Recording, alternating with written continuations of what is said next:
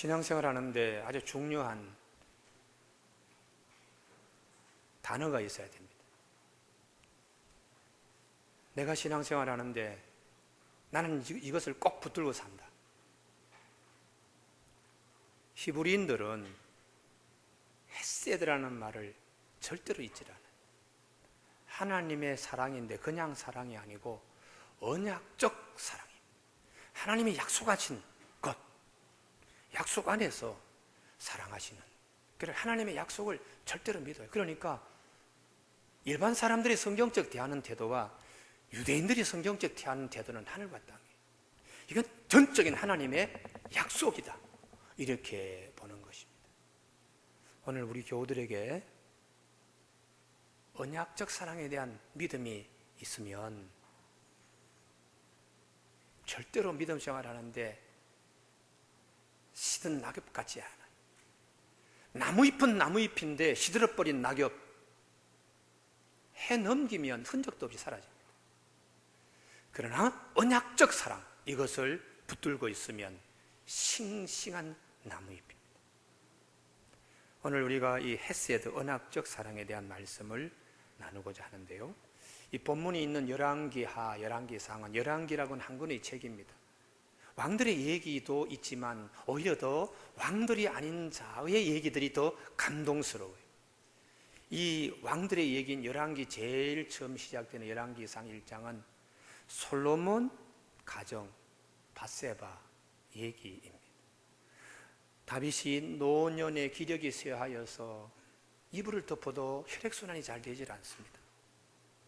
그래서 당시에는 오늘날과 같은 그런 따뜻하게 하는 난방용품이 없기 때문에 사람이 들어가서 품에 안겨서 따뜻하게 해주는, 그래서 동료 아비삭을, 자기 손녀 같은 딸을 부인으로 데리고 그냥 안고 지내도 혈액순환이 되지 않을 만큼 이제는 죽을 시간을 손을 꼽아 기다려야 되는 이제 그런 때인데요. 그렇게 되면 사람의 인심이라는 것은 권력이 어느 축으로 옮겨가는가에 관심을 갖습니다.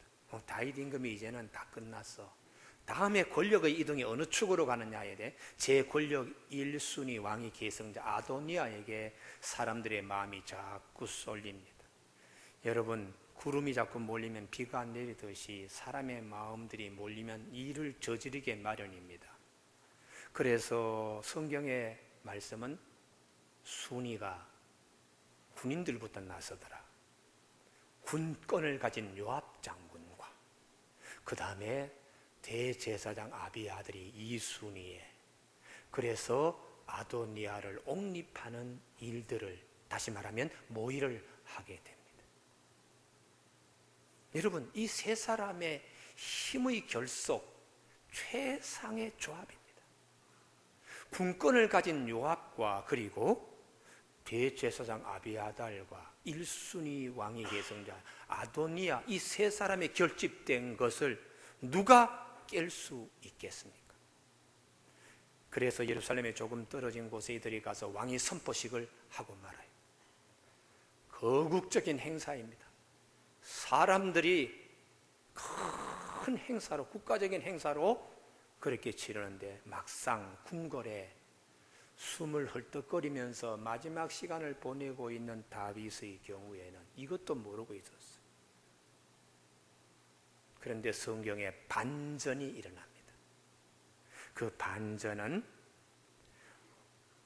아도니아의 왕위 즉위식에 초청받지 못한, 군권을 갖고 있진 않지만 무신인 분야라라고 하는 장수, 그보다 나단이라고 하는 선지자, 그리고 사독이라는 제사장, 이 사람들 몇 사람이 다윗의 후계 구도에 대한 복심을 잃습니다.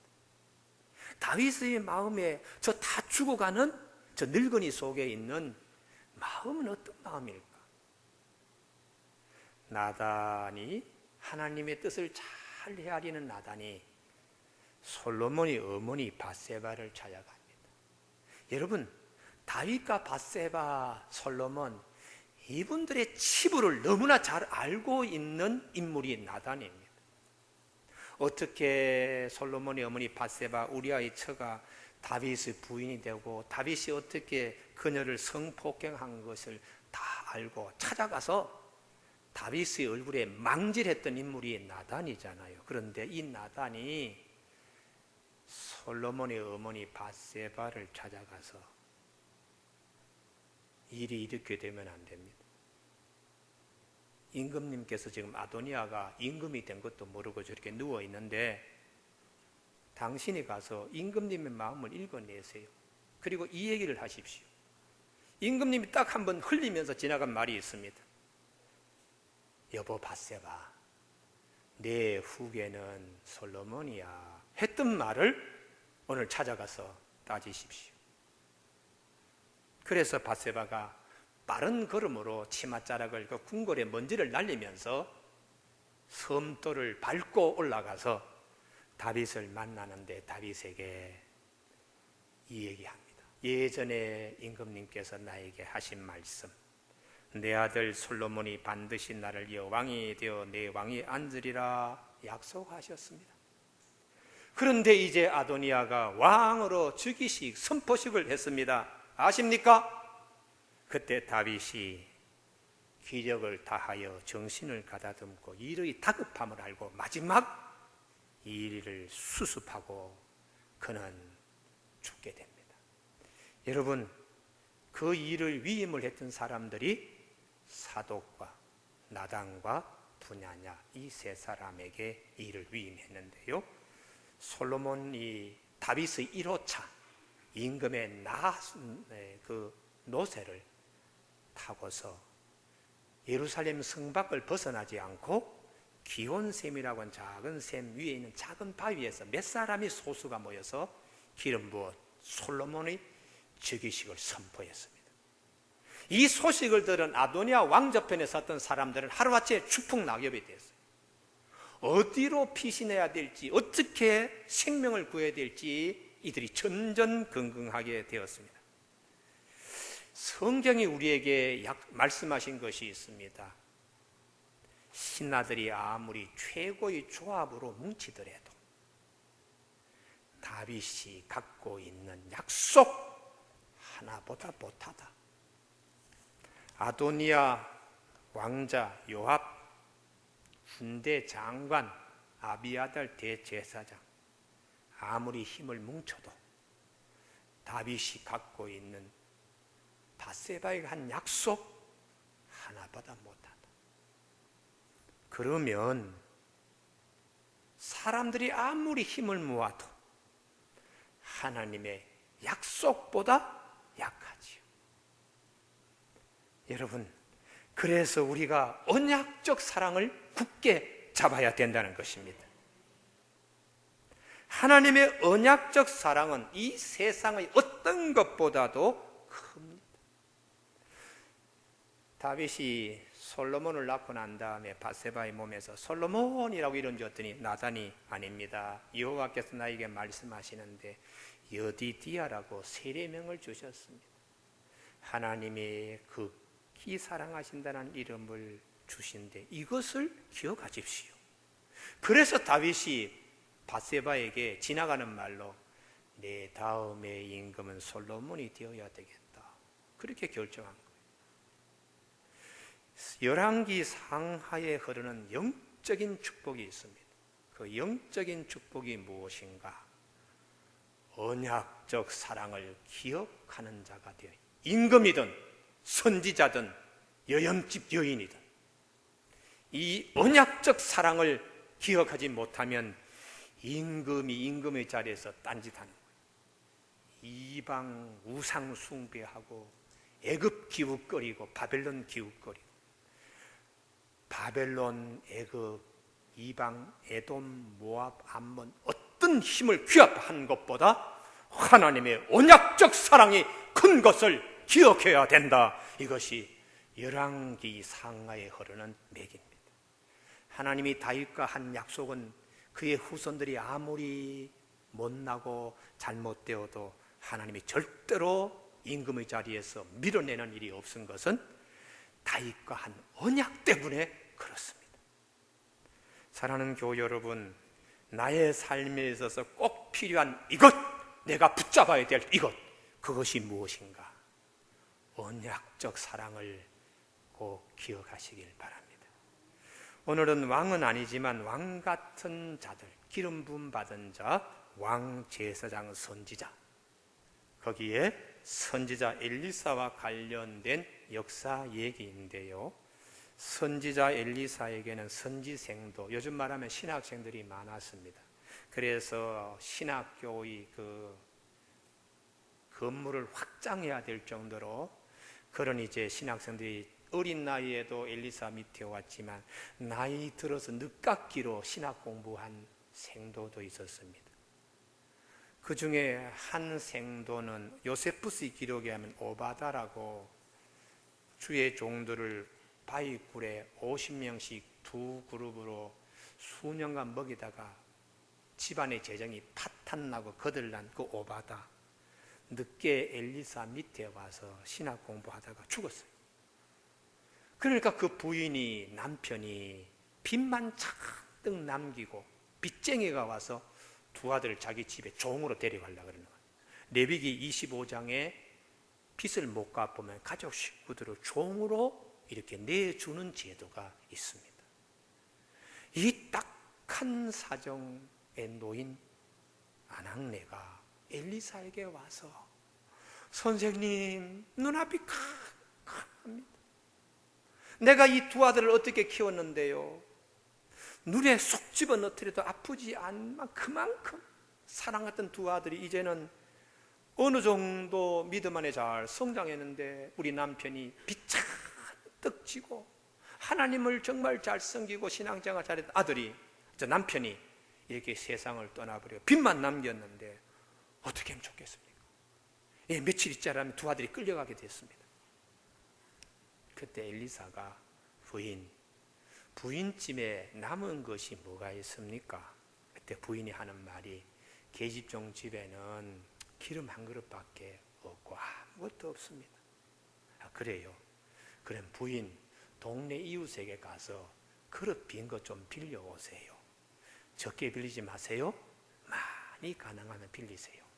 그리고는 아무도 방에 들여놓지 마시고 두 아들과 함께 부인과 세 사람이 남은 그릇 한 개 있는 기름 가지고 빌려온 그릇들마다 부으면 그릇이 가득 채워지고 나중에 남게 될 겁니다. 그래서 그 부인이 그 지침대로 동네 가서 그릇을 빌려가지고 부은 대로 부으니 가득 차서 나중에 그 기름을 모아가지고 팔아서 빚 다 갚고 생활하는데 생활비도 넉넉하게 되었더라 하는 것이 오늘 본문 말씀입니다. 여러분, 오늘 이 말씀을 통해 하나님이 우리에게 던지시는 언약적 사랑이 있습니다. 사람이 아무리 눈앞이 깜깜한 일이 있더라도 하나님의 해결책은 있다, 그 말씀 하시는 거예요. 여러분, 오늘 이 말씀을 꼭 기억하시길 바랍니다. 아무리 눈앞이 깜깜해도 하나님의 해결책은 있다. 이것이 언약적 사랑이에요. 사도 바울은 이것을 고린도전서에서 이렇게 다르게 말합니다. 시험 당할 즈음에 피할 길을 내사, 이렇게 말씀하고 있어요. 어려움을 겪었을 때 하나님이 꼭 피할 길을 탁 주신다는 것이죠. 이게 하나님의 언약적 사랑입니다. 엘리사 앞에 찾아온 여인은 어떻게 문제를 해결하고 있는가? 눈앞이 캄캄한데 어떻게 해결했는가? 첫 번째, 구하라, 찾으라, 문을 두드리라의 믿음을 가지고 있었습니다. 1절 말씀에 선지자의 제자들의 아내 중에 한 여인이 엘리사에게 부르짖어 이르되, 어려운 문제를 그냥 안고 끙끙대고 혼자 그냥 머리 쑥은 둘러매고 그냥 누워있는 게 아니에요. 엘리사에게 나아가서 형편과 사정을 줄줄이 그냥 다 얘기하는 거예요. 성경은 이것이 대단히 중요하다고 말씀하세요. 에베소 3장 20절에 우리가 구하거나 생각하는 모든 것에 더 넘치도록 하시는 이라고 말씀하세요. 우리가 기도하는 것, 심지어 마음에 생각하는 것, 그것보다 더 넘치도록 해주시는 하나님이 있다. 이렇게 에베소 3장 20절에서 말씀하고 있습니다. 그래서 이런 분에게 교회 안에서와 그리스도 예수 안에서 영광이 대대로 영원무궁하기를 원하노라. 교회 안에는 그런 간증이 있어야 된다는 거. 할렐루야. 교회 안에는 그런 축복들이 있어야 되고 그런 체험들이 있어야 된다. 이게 성경이 에베소서 교회론을 말씀하시는 에베소 3장 20절 21절의 말씀입니다. 그러니까 주님께서 말씀이 육신이 되어 오셔서 우리에게 우리 인간의 언어로 다시 말씀하잖아요. 구하라 그러면 찾아낼 것이요, 얻게 될 것이요, 찾아라 그러면 찾아낼 것이요, 문을 두드라 그러면 열릴 것이니라. 너희가 아들이 떡을 달라 그러는데 돌을 줄 자 누가 있으며 생선을 달라 그러는데 뱀을 줄 자 누가 있겠는가? 악한 나비라도 자식에게 좋은 것을 줄 줄 알거든 하물며 하늘에 계신 너희 아버지께서 모든 좋은 것을 주시지 아니하겠느냐? 그렇게 말씀하셨습니다. 언약적 사랑, 하나님의 언약 안에서 우리에게 주시는 이 귀한 사랑을 꼭 마음에 기억하시길 바랍니다. 그래서 야고보 사도도 너희가 얻지 못하면 구하지 아니하며, 시편 81편 10절 내 입을 크게 열라 내가 채우리라 이렇게 하였으나 내 백성이 내 소리를 듣지 아니하며 이스라엘이 나를 원하지 아니하였도다. 기도해. 그러면 응답돼. 이렇게 말씀을 하나님이 주셨는데 이스라엘 백성들이 듣지 않는다는 거예요. 뭐 기도해도 안 되네. 그러고는 기도 생활을 하지 않더라는. 그래서 하나님이 그래? 기도문을 닫아버렸어. 그러니 하나님은 지금도 내 입을 크게 열라 내가 채우리라. 그럴 때 하나님 제가 여기 있습니다. 그 말씀대로 하겠습니다. 할렐루야. 그리고 말씀대로 내가 간증하겠습니다. 나를 사용하여 주시옵소서. 이런 자를 찾고 있는 거예요. 오늘 선지생도의 아내의 자리에 하나님의 초청하심이 있습니다. 이 여인의 자리에 나오라.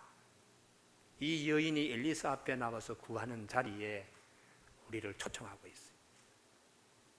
매우 적극적이고 역동적인 말씀입니다. 요한복음 15장 7절에 너희가 내 안에 내 말이 너희 안에 거하면 무엇인지 원하는 대로 구하라. 그리하면 이루리라고 약속하고 있습니다. 이 여인은 엘리사를 통해서 피할 길 해결책 2가지를 처방받는데요. 그 중에 하나가 남아있는 것이 무엇인가 그걸 보는 자로 처방받습니다. 2절 다 같이 한번 합독하십니다. 시작. 엘리사가 그에게 이르되 내가 너를 위하여 어떻게 하랴 내 집에 무엇이 있는지 내게 말하라. 그가 이르되 계집종의 집에 기름 한 그릇 외에는 아무것도 없나이다. 두 분의 차이가 너무 큰 거요. 하나님의 사람 엘리사는 남아있는 것이 무엇인가 거기에 주목합니다. 그런데 이 부인은 정반대로 없는 것을 크게 보는 겁니다. 남편도 없고 물질도 없고 도울 사람도 없고 아무것도 없는데요, 기름 한 그릇 외에는 아무것도 없습니다.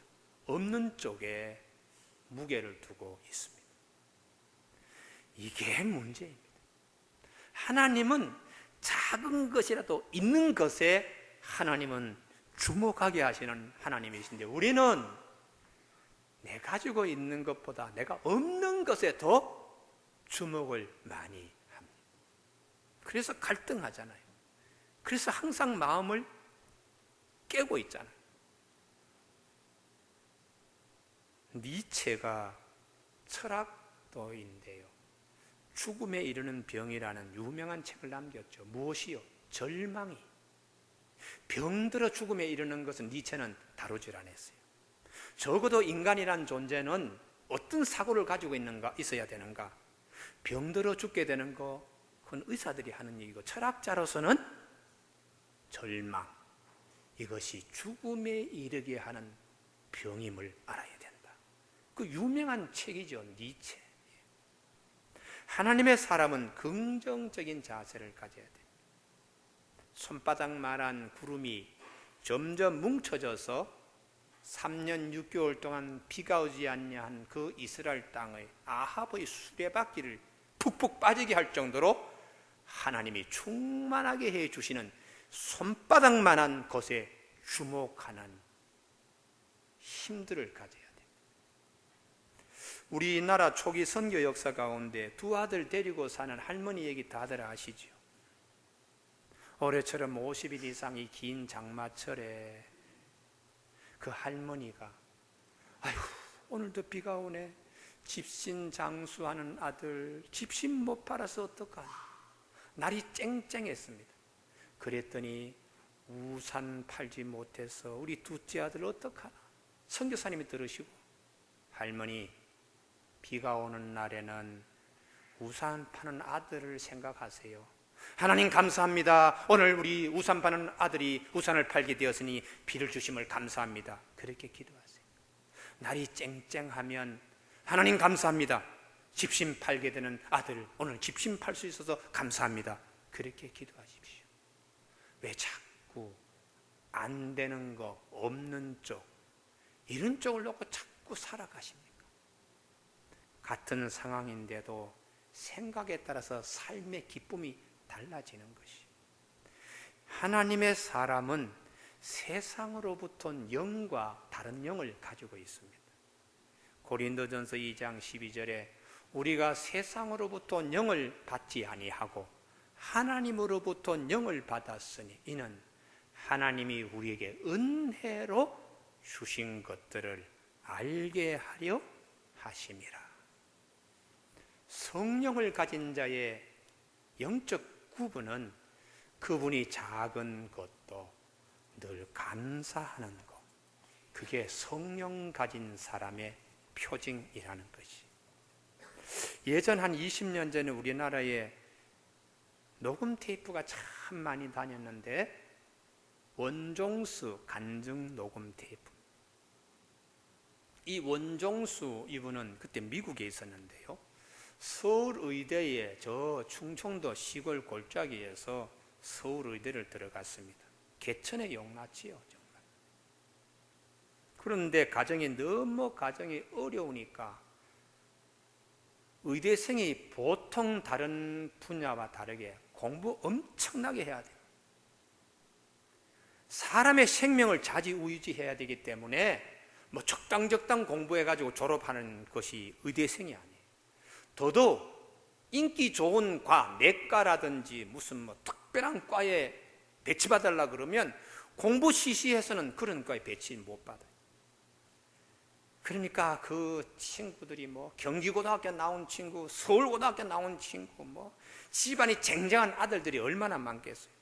공부만 열심히 해도 되는데 이 원종수는 아르바이트를 해서 집에 여러 명의 가족을 먹여 살리는 가장의 일도 해야 했으니까 아르바이트 한 번 해서 안 되지요. 여름에는 7번, 8번 막 그냥 새벽부터 뛰어다녀가지고 아르바이트 해서 학비 만들고 집안 먹여 살려야 되고 의학도로 공부해야 되고 얼마나 힘들겠어요. 1, 2학년 예과 때는 괜찮아요. 본과 때 얼마나 힘든지 모릅니다. 어느 날 너무 힘드니까 의대 건물의 옥상에 올라가서 자살할 생각했다는 거예요. 어제 저녁 뉴스에 한강 다리가 많은데 마포대교에서 7월달 한 달 죽은 사람, 자살에 떨어진 사람이 30명이라는 거예요. 제가 그 얘기 듣고 1년에 다리에서 떨어져 죽는 자살자가 3,000명인데 지난 7월달에 마포대교에서만 30명이 자살해서 떨어 죽었다. 원종수 이분도 너무 힘드니까 옥상에 올라가서 자살할 생각을 하는데 옥상에 올라가니까 사람들의 걸음걸이가 평지에서와 다르게 보이더라는 거예요. 평지에서는 뭐 이렇게 걸어가는데 위에서 보니까 까만 머리에 발이 나갔다 들어갔다 다 들어갔다. 어떤 사람은 안짱다리로, 어떤 사람은 팔자걸음으로 걸어가고, 어떤 사람은 휠체어 타고 병원 뜰에 나와 있고, 어떤 사람은 목발로 쩔룩쩔룩 붕대를 갖다가 머리에 메고 이렇게 걸어다니는 사람을 다 보고 있는데, 갑자기 고향 시골에서 늘 기도하시는 어머님의 말씀, 종수야, 성경에 범사에 감사라 했다. 늘 감사하라. 이 말씀이 들려지더라. 그러면 자기 마음속에 나는 저 사람들보다 성한 2다리를 갖고 있는데 내가 왜 죽어? 그러면서 마음을 돌려먹고 내려왔다는 거예요. 그 이후에 남보다 더 열심히 공부하고 노력해서 국내 의대생이지만 미국에 가서 미국의 의료진 속에 같이 일을 하면서 지금은 의료 선교사로 유명한 원종수 선교사 얘기예요. 생각이 바뀌면 삶도 달라집니다. 주님을 따르는 사람은 더더욱 생각이 남달라야 합니다. 우리 주님께서 사복음서에 기적을 한 40여 가지 성경은 소개해 주고 있는데, 그 중에 사복음서에 유일하게 나오는 기적은 딱 한 가지 사건밖에 없습니다. 오병이어의 기적입니다. 예수님께서 보리떡 5개, 물고기 2마리를 5,000명은 먹이셨다. 그것으로만 보면 안 됩니다. 제자들 5,000명의 주안점이 있는 게 아니라 12제자를 훈련시키기 위하여 주님이 시작하셨다. 요한복음 6장에 보면 빌립을 시험하시려고 그 말씀입니다. 제자 빌립을 어떻게 사고 전환을 시키려고 주님이 5,000명 있는데, 빌립아, 너 이 문제 해결 좀 해야 되겠는데. 빌립은 죄 없답니다. 주님, 돈도 없습니다. 200데나리온요. 떡집도 없습니다. 떡도 없습니다. 그러므로 안 됩니다. 이렇게 귀결됩니다. 안드레가 뛰어나서서 어린아이 품속에서 보리떡 5개, 물고기 2마리 가지고 와서 주님 앞에 큰 소리로 외치길, 이 많은 사람들 앞에 요게 얼마나 도움되겠습니까? 그런 보리떡 5개, 물고기 2마리를 주님은 손에 가지시고 요한복음 6장 11절에서 떡을 가져 축사하신 후에 그들의 원대로 나누어 주시고, 물고기도 그렇게 해주시고, 거둔 것을 버리는 것 없게 하라 하고 거둔이 12광주리에 차고 남았더라. 이렇게 성경은 말씀하세요. 제자들 없습니다. 안 됩니다. 얼마나 되겠습니까? 하는 사고를 봐. 얼마나 풍성한 결과를 가져오느냐.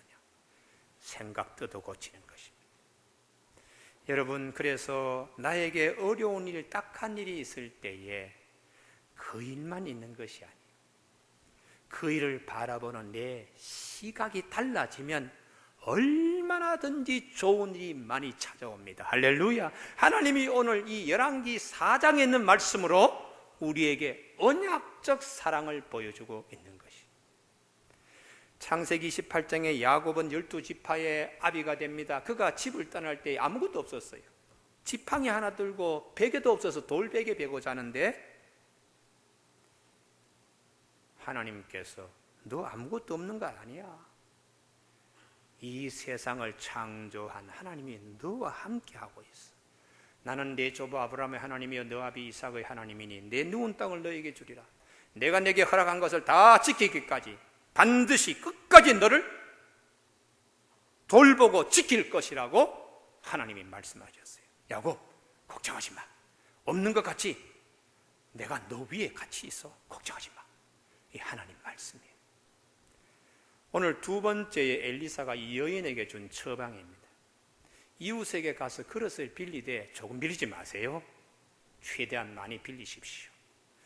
여러분, 있는 것이 무엇인가 보세요. 긍정적인 사고라면 최대한 많이 빌리세요. 긍정적인 노력입니다. 우리가 긍정적인 사고와 긍정적인 노력을 하면 최선의 결과를 맺게 됩니다. 그래서 예수님께서 우리에게 천국은 침노하는 자의 것이다, 이렇게 말씀하셨어요. 누가복음 18장의 바디메오도 아버지가 남긴 것은 내 소경된 거 거지처럼 나와서 이렇게 빌어먹게 하는 것밖에 유산으로 준 게 없는데 그런 바디메오가 아니었어요. 예수님 안에서 뭐든 다 할 수가 있다는 믿음을 가지고 예수님이 지나간다는 소식을 듣고 천재 일루의 기회로 알고서 다윗의 자손 예수여 나를 불쌍히 여기소서, 제자들이 시끄러워 입 닥쳐 조용해, 너는 은혜의 자리에 나올 만한 인물이 아니야 하고 내칠 때에 바디메오는 더욱 소리를 질러 다윗의 자손 예수여 나를 불쌍히 여기시옵소서 하고 더욱더 소리 지르니까 주님이 가시던 걸음을 멈추시고 그대의 소원이 무엇이냐? 눈뜨기를 원합니다. 그대의 믿음대로 될지어다. 내 믿음이 너를 낫게 했다. 그렇게 주님이 말씀하시잖아요. 이 여인이 동네 이웃에 가서 기름 좀 빌려주세요. 저 기름 그릇 좀 빌려주세요. 쓰지 않는 그릇을 잠시 쓰고 돌려드리겠습니다. 그 빌려온 그릇들만 하나님이 가득가득 차게 했습니다. 우리 성경에 보면 우리 믿음의 선진들이 그릇을 빌리는데 다 제주꾼들이었어요.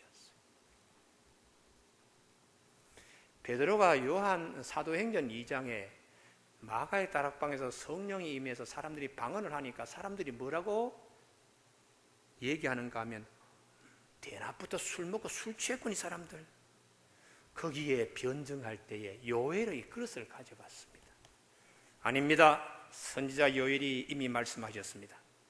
말세에 내가 내 영을 모든 육체에 부어주리니 너희의 자녀들은 예언할 것이요 너희 젊은이들은 환상을 보고 너희 늙은이는 꿈을 꾸리라 말씀하였습니다. 이 그릇을 딱 가져와서 들이대니까 시끄러운 사람들이 다 잠잠한 거예요. 그래서 교회가 세워져 가는 것입니다. 사도 바울이 로마 교회에 로마서를 보낼 때도 그릇을 딱 가져왔어요. 복음에는 하나님의 의가 나타나서 기록된 바 의인은 믿음으로 말미암아 살리라 함과 같으니라 하박국의 그릇을 딱 가져와서 딱 쓰는 거예요. 종교 개혁을 할 때 루터가 너무 힘들었어요. 캐톨릭에서 공격하고 그가 그냥 원수국회에 나가지고 증인의 석에 섰을 때에 살해당할 뻔했습니다. 그러나 그는 로마서 1장 17절에 있는 사도 바울이 하박국이 빌린 그 그릇을 로마서 1장 17절에 있는 로마서의 그릇 루터가 그것을 안고 종교 개혁을 했습니다. 야고보 사도도 초대교회 얼마나 힘들었어요. 그런데 욥의 그릇을 딱 가져오는 거예요. 야고보 5장 11절 보라 인내하는 자를 우리가 복되다 하나니 너희가 욥의 인내를 들었고 주께서 주신 결말을 보았거니와 주는 가장 자비하시고 긍휼히 여기시는 이이시니라. 여러분 우리가 초대교회 신앙생활 참 하기 어렵습니다. 그러나 욥을 보십시오 하고 욥의 그릇을 탁 가져온 거예요. 그래서 기도하는 일에 초대교회가 든든히 서가도록 그렇게 했습니다. 오늘도 우리는 이런 동일한 지혜들을 가져야 합니다. 성경 안에 우리가 빌릴 그릇이 너무나 많습니다. 은그릇도 있고 금그릇도 있고 얼마나 좋은 그릇들이 있는지 몰라요. 아브라함의 믿음의 그릇, 다윗의 용맹의 그릇, 욥의 인내의 그릇, 바울의 열심의 그릇들, 이런 그릇들을 가지고 골방에서 은밀하게 하나님의 은혜를 기다리면 성령의 기름 부으심이 그 가운데 넘치게 되는 것입니다. 5절 여인이 물러가서 그 두 아들과 함께 문을 닫은 후에 그들은 그릇을 그에게 부었더니 그릇이 다 찬지라. 우리 교우들 6절의 간증이 있기를 바랍니다. 이게 대단히 중요합니다. 그래서 나의 영혼이 잠잠히 하나님만 바라라. 그릇 들고 잠잠히 묵상하면 하나님이 뭐라고 부어주시는 은혜가 있습니다. 우리가 잘 아는 그 예화 가운데 스페인 예화 다 아시죠?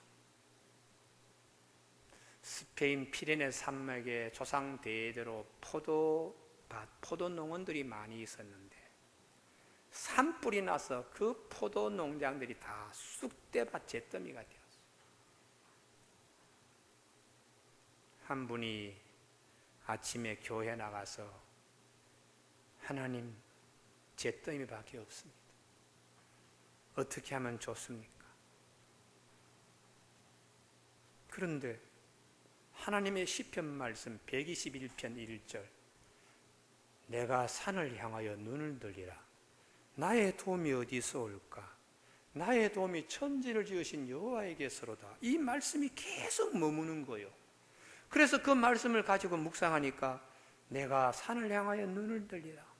나의 도움이 어디서 올까? 그러면서 아침에 교회 문을 나서는데, 새벽기도 끝나고 교회 문을 나서니까 해가 이렇게 뜨는데 잿더미로 다 변한 그 포도밭 자리에 비도 오지 않았는데 시냇물이 흐르는 것처럼 반짝반짝 거리는 것들이 보이는 거예요. 아니, 비도 오지 않았는데 웬 시내가 저기 있나 하고 가까이 뛰어가서 보니까 물이 아니고 지표만 가까이 있던 은들이 너무 뜨거운 산불에 녹아가지고 이게 줄줄 흘러내린 자국들입니다. 그래서 이게 포도농원으로만 있는 게 아니고 이 밑에 지하에 은들이 상당히 매장되어 있구나 해서 은광을 개발하게 되는데, 그게 유명한 스페인의 피레네 은광입니다. 사랑하는 교우 여러분, 우리가 하나님이 우리에게 말씀을 묵상하게 은밀한 가운데 그 말씀을 가지고 이렇게 붙들어 서게 하세요. 언약적 사랑이 그 가운데 기다리고 있습니다. 그래서 로마서 8장 32절에 자기 아들을 아끼지 아니하시고 우리 모든 사람에게 내어주신 이가 어찌 그 아들과 함께 우리에게 모든 것을 주시지 않겠느냐.